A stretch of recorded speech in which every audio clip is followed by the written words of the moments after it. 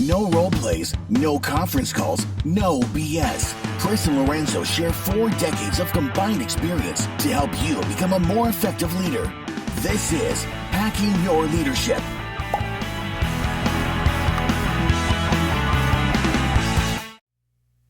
Welcome to Hacking Your Leadership. I'm Chris. And I'm Lorenzo. And welcome to this week's Thoughtful Thursday. Don't forget to follow us on YouTube at Hacking Your Leadership and leave us a review on iTunes. On this Thoughtful Thursday, I want to talk about resistance as a leader, not externally, but internally.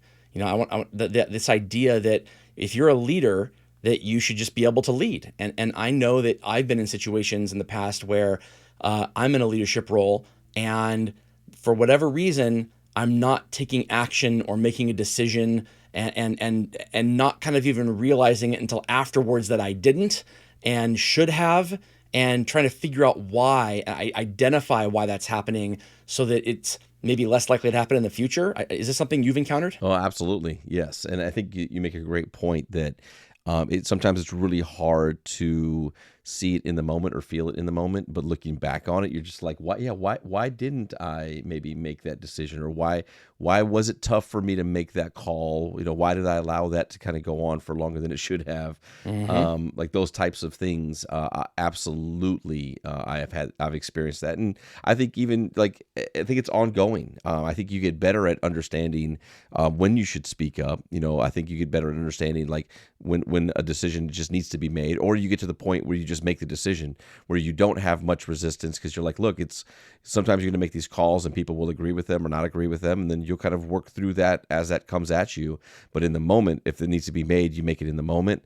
But 100%, I think it's something that you can reduce over time with experience and confidence, but that happens pretty consistently. When I think about this, what I think about is 2 things. One, in order to avoid this happening, one of 2 things happens. Either you stop realizing the gravity of your decisions, meaning you just, like what you said, you just start making decisions and you're taking action without considering the potential fallout that could happen.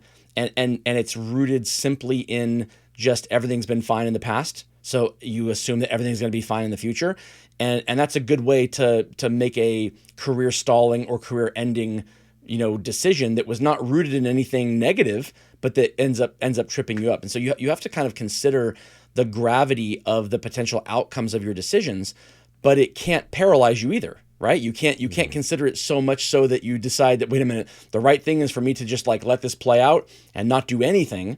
Or maybe it is in certain situations. Maybe it's not your role to step in, and the right thing to do is to let it play out. And so the second thing I think of is that whenever I look at a person who's reporting to me and they're unable to do their job, we hear the whole the mindset of head, heart, and hands, right? If one of my employees isn't doing their job, one of 3 things is missing. Either they don't have the skills and abilities to do it, the head. They don't have the actual tools to do it. They're not been given the right resources to do it, would be the hands, or they're not bought in. They don't have the heart to do it. And so if I apply that same rule to myself, if I'm in a leadership role and I need to make decisions and take action on solving problems and being a leader, what is missing in the moment of what stopped me? What was the resistance inside me? Was it that I didn't feel like I had the skill to do it, or I didn't have the ability to do it, I hadn't been given the right information yet, or do I not care about the person or the outcome enough to be able to make that happen? And so if I apply that to me, I think that's good. I think that trying to identify where that resistance is coming from in terms of which of those 3 things is lacking, I think that might be the first step to kind of solving it. What do you think about that? Yeah, I agree. I think it's good to consider what is causing the resistance, and it's a good filter to think about, is it because I don't have the skill? Is it because I don't have the tools? Is it because I'm not really bought into this? But I also think another part of this for me is around that element of confidence and kind of like the idea of imposter syndrome. And you might have all those things. You just don't have the confidence in the moment, or feel like, should I be the one making this call? I know what the right answer is. I know I have the tools. I know what we're looking to accomplish here. I'm bought into this, but am I the one who's supposed to make this call?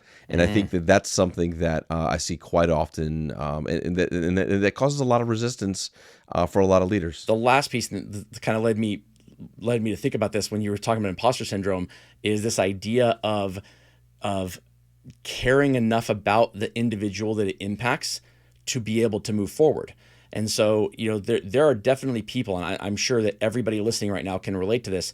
If you're in a leadership role, and let's say you have 10 people on your team reporting to you, there are people on that team who you would go to the ends of the earth for. There are people on that team who you almost have a sense of personal accountability to them in with regard to how you want them to feel about you as a leader, so much so that it can almost drive you, it will keep you on the straight and narrow in terms of what decisions should be made and in spirit of those people. There are other people on the team where you don't care at all about them. Like you want them gone.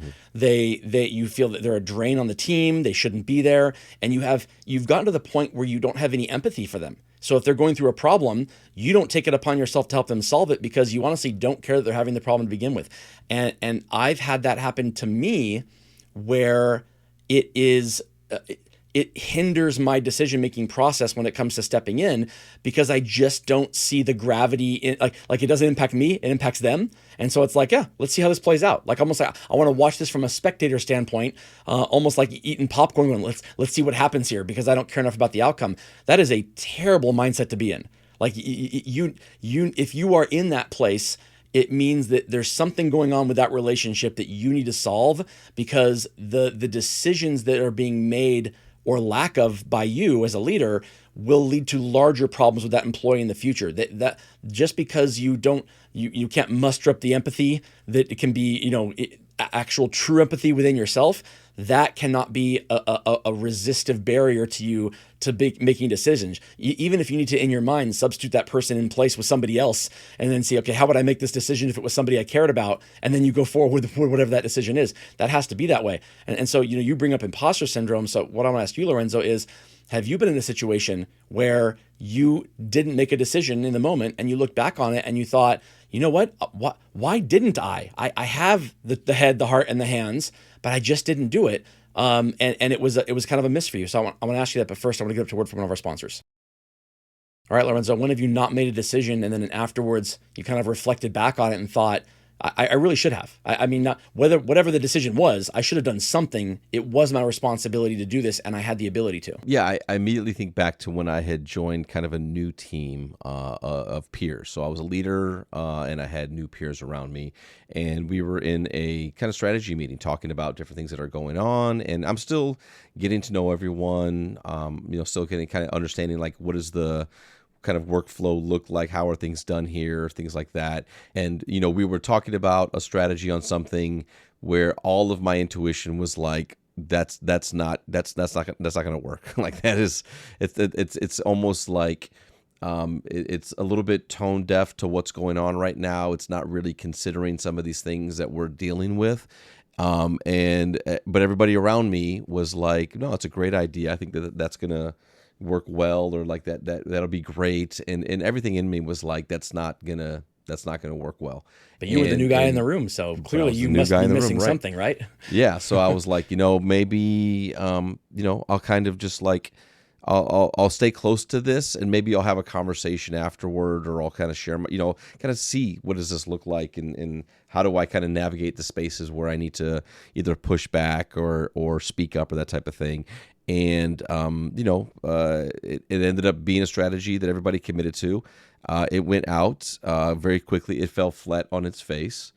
And then it was kind of like, yeah, we tried that. It didn't work. And we kind of moved on quickly. So I was like, okay, well, at least we can move on quickly to our mistakes. I appreciate that. But I had to sit there and think about but maybe we would have not had to make that mistake if I had brought that up, if I had said something. And it wasn't like I don't know. I don't go back and be like, hey, I knew that wasn't going to work. I should have, I don't do any of that. I just self-reflect and think about it and be like, what was it that caused me the pause in that moment? And that's what it was. It was like, am I gonna be the new guy in the team, and the first thing I'm gonna do is like push back and say, I don't agree with this is wrong. And then I realized, over my career that's actually exactly what I should do.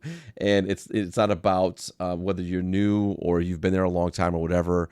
The reason why you're in the room is to be able to provide your opinion and your thoughts, and you have to be able to be comfortable, even if even if your opinion is the exact opposite or different than everybody else in the room. At least vocalizing it and sharing it. You never know. Sometimes that will adjust other people's way of thinking. Some people will say, "I never thought about it that way," and sometimes people say, like, "Hey, we really appreciate that. We're gonna do this anyway." And you kind of have to move on. But that was a time for me where I realized, yeah, I need to learn from that and make sure that I can have some grace for there to be dialogue around like potentially bad ideas. We talk about like letting them have some space to be able to let people work through it. But there's a point where if I feel we're getting too close to landing the plane on this or committing to it, where I definitely have to speak up. Yeah, I love that story a lot because to me it says two things. One, it was incumbent upon your leader, and I'm not saying they didn't do this, but it was incumbent upon your leader to, before your first time in a room with a new team where you're the new person in role, in position in the company, to be able to pull you aside and say, hey, just, you're here because you deserve to be here. You're here because you were the right person for the job. And I don't want you to feel like you have to kind of like earn your stripes here to, you have to be here for a certain amount of time before you are considered a peer among this group. Now, that's a double-edged sword because they have the responsibility of doing that.